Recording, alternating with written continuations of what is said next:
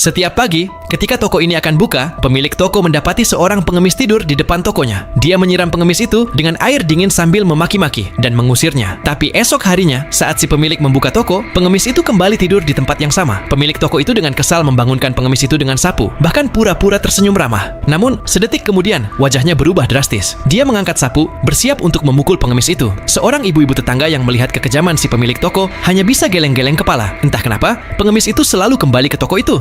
Suatu hari, saat pemilik toko hendak makan, dia melihat pengemis itu membuka mulutnya, seolah ingin meminta makanan juga. Si bos yang kesal langsung hilang selera dan kembali mengusir pengemis itu. Pagi harinya, saat si bos membuka pintu, tercium bau tak sedap.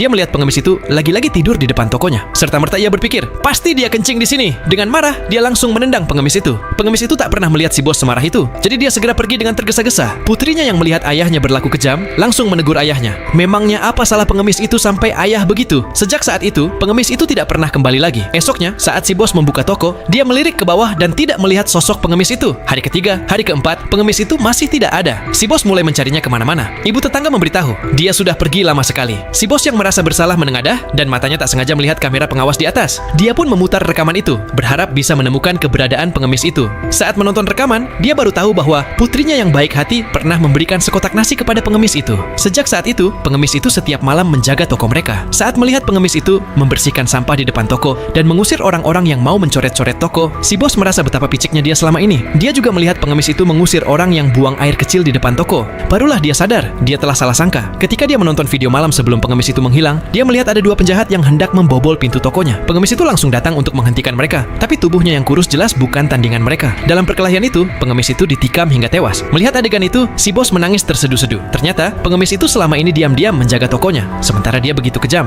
Bahkan di saat-saat terakhirnya, pengemis itu masih sempat mengusir para penjahat sebelum akhirnya ambruk bersimbah darah.